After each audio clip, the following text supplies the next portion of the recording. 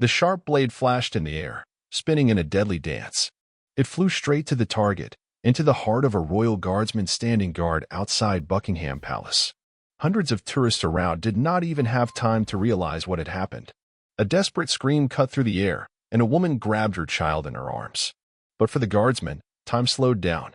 He saw everything: the balance of the blade, the angle of attack, the trajectory. A moment before the impact, his arm flew up with lightning speed. The dull sound of metal meeting white glove. And the knife stopped. The attacker froze. He was sure that he would make history, that his action would make the whole world talk about the fall of the monarchy. But now everyone was talking about only one man. The tourists could not yet understand what exactly had happened when the guardsman slowly turned around, clutching the blade in his hand. His eyes looked directly at the attacker. Cold, calm. Did you think we were just statues? A story you won't forget. The fog over Buckingham Palace had not yet cleared when Sergeant Alex Sterling took up his post at the main gate. His red uniform looked immaculate, every button shining, and his white glove tightly wrapped around the butt of his rifle. He didn't blink, didn't move, didn't react to the tourists taking selfies or trying to elicit even a hint of a smile. But there was a man in the crowd who did not take pictures or watch the changing of the guard. He stood motionless, a little to the side. A deep hood hid his face, his hands were hidden in the pockets of his dark coat. His eyes were fixed on one object, Sterling. Alec had spotted him 5 minutes ago. He didn't move, didn't blink. His posture was familiar. A soldier, or someone who had once been one. Sterling was no rookie. He had spent 3 years in Afghanistan before joining the Royal Guard, and there he had learned something important. Silence is sometimes the loudest signal of danger. Meanwhile, a boy in the crowd pulled his grandfather's arm. Why didn't he move? Because it's his duty, the old man replied, keeping his eyes on the stranger in the dark coat. His hand slipped almost imperceptibly into the inside pocket of his coat, where his phone was. The stranger began to move. He walked around the crowd, choosing the best angle. His steps were too precise for a tourist. He didn't hesitate to get closer until he stopped a few meters from the guard. Alec did not react, but his heart began to beat faster. The stranger raised his head. His eyes were empty and cold. His left hand remained in his pocket. Sterling had no right to speak. He had no right to move.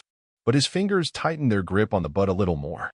No one in the crowd suspected anything. Tourists were laughing, taking pictures, buying souvenirs. But the grandfather and grandson had already taken a step back. The stranger whispered something under his breath. And then he made a lightning movement. His hand snatched something from his coat. Sterling saw the glint of metal. The knife was flying straight at him. The knife flew fast, spinning in midair. Sergeant Alex Sterling reacted instantly. His right hand flew up with lightning speed. A white glove met the metal, and his fingers clenched the handle. A dull thud. The blade stopped. For a second, everything froze. And then, chaos. The woman screamed, grabbing the child in her arms. The husband instinctively covered his wife. People backed away, realizing that this was not a staging, not a show. This was a real attack. Sterling slowly lowered his hand, clutching the knife. He didn't move, didn't change his expression, but his eyes never left his attacker. The man in the dark coat froze. His hand was still in his pocket, as if he was looking for another weapon. But then he made a sharp turn and started running. Armed assailant, Sterling said briefly. It was a violation of protocol. The royal guards do not talk on duty. But it didn't matter now. The first guard rushed forward, followed by 2 more. The attacker, despite the panic in the crowd, moved quickly, knowing the route to escape. 2 tourists, realizing what was happening, tried to block him. One put his foot down, the other grabbed his shoulder. But the attacker acted professionally, a sharp elbow to the chest of the first, pushing the second to the side. He broke through again. Sterling remained in place. He could not leave his post. His duty was to stand, regardless of the situation. A police officer ran up. A knife. Sterling handed over the weapon without changing his posture. "Are you okay?" Sterling did not answer. He just straightened up again, as if nothing had happened. But his eyes remained focused. He had memorized the face. The hunt was just beginning. To be continued in part 3. Shall we continue? Hidetto. Double this part. Please listen to me. ChatGPT Hidetto. Part 2. Reaction to the threat. The knife flew fast, spinning in the air. Sergeant Alex Sterling acted instinctively. His right hand flew up with lightning speed. A white glove met the metal, and his fingers gripped the handle. A dull thud. The blade stopped. For a second, the world froze. And then, an explosion of chaos. A woman in the crowd screamed, grabbing her child. Her husband instinctively opened his arms to cover his wife. People backed away, some stumbled, some started running away. The tourists realized that this was not a staging, not a show. This was a real attack. But Sterling did not move. He slowly lowered his hand, holding the knife. His face remained unmoved, but his eyes were boring into the attacker. The man in the dark coat stood motionless, as if trying to comprehend what had happened. He was expecting a different reaction. Panic. Death. But his plan failed. His right hand was still in his pocket. Sterling tracked every movement. In a few seconds, the attacker realized that he could not wait any longer. He jerked to the side, making his way through the crowd. Armed assailant. Sterling shouted loudly. This was a violation of protocol. Royal Guardsmen don't talk on duty. But now the rules didn't matter. His voice made the guards react instantly. 2 police officers were already running, and 3 more royal guards burst out of the gates of Buckingham Palace. The crowd was in a frenzy. Some ran towards the attacker, trying to detain him. Others were simply running away. 2 tourists, realizing what was happening, stood in his way. The first one put his foot in the way. The attacker almost tripped, but reacted with lightning speed, a sharp elbow to the chest. The tourist staggered, dropping his phone, which smashed on the pavement. The second one grabbed the attacker by the shoulder. He made a mistake. The attacker turned around, punched him in the stomach, and pushed him to the side. The man fell, clutching his ribs. He broke through again. Sterling remained in place. He had no right to move. His duty was to stand, regardless of the situation. But his eyes continued to follow. The attacker rushed past the fountain, jumped over the metal fence, and ran towards St. James Park. A police officer ran up. Knife. Sterling handed over the weapon without changing his posture. Are you okay? Sterling did not answer. He just straightened up. His hands returned to the standard position on the rifle, but his eyes remained focused. He had memorized the face. The hunt was just beginning. The attacker was running through St. James Park, breaking through people who didn't realize what had happened. His movements were fast, precise. This was no random extremist. He knew what he was doing. Behind him, we could hear the shouts of the guards chasing him, but he had a head start of a few seconds. It might have been enough to disappear into the park. He ran to the bridge over the pond and stopped. His eyes darted to the left, a group of school children on a field trip. To his right, an elderly couple with a dog. Behind him, still far away, but approaching, the guards and police. The attacker made a choice. He grabbed a second knife from the belt under his coat and jerked it up over his head. Stop, or he'll kill him. He grabbed a random teenager who did not have time to run away. The knife handle was near the boy's neck. The student froze. He did not understand what was happening. Tourists began to retreat. Some grabbed their phones, filming everything that was happening. The officers stopped 10 meters away from the attacker. Put down the gun. One of them raised his hands to show that he was not a threat.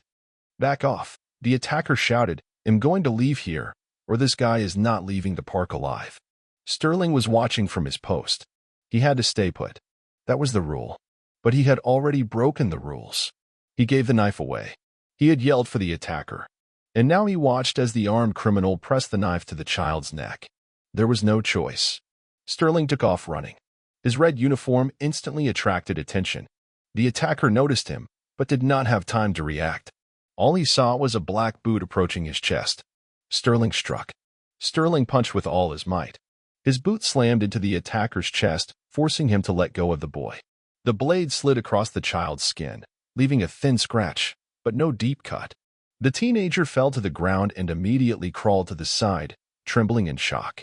The attacker also fell. He hit the metal fence of the bridge, gasping for air. Sterling did not stop. He rushed forward.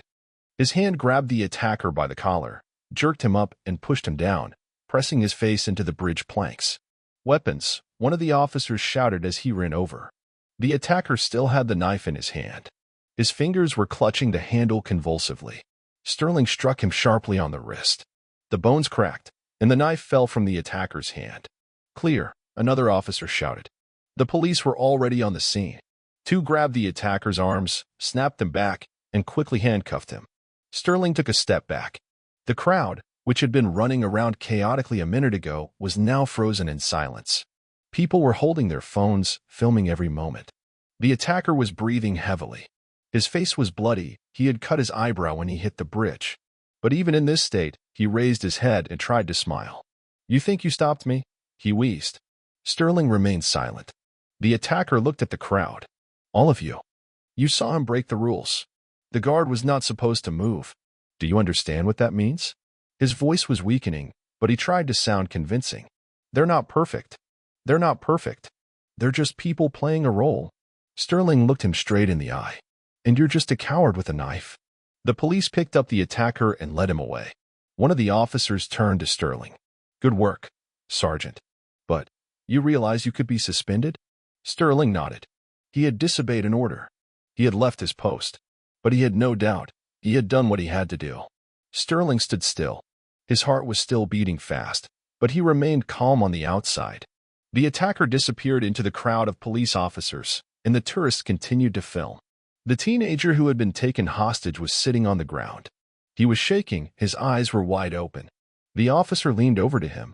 "Are you okay?" The boy nodded silently. Then his eyes met Sterling's. He opened his mouth as if to say something, but only exhaled. "Thank you," he finally mumbled. Sterling did not answer. He just nodded slightly. The police were already dispersing the crowd. The tourists were reluctant to leave, discussing what they had seen. Someone was whispering, "He shouldn't have moved. But he saved a child. Is it against protocol? Is he finished?" The command was approaching from the palace. An officer in a black tunic stopped in front of Sterling, staring at his face. "Sergeant, you have abandoned your post." "Yes, sir." "Do you know the consequences?" "Yes, sir." The officer nodded. "Turn around." Sterling silently turned around and walked back to his position. He stood upright again, hands on the rifle. He looked forward, as if nothing had happened. But everyone knew what had happened, and everyone knew that this day would be remembered for a long time.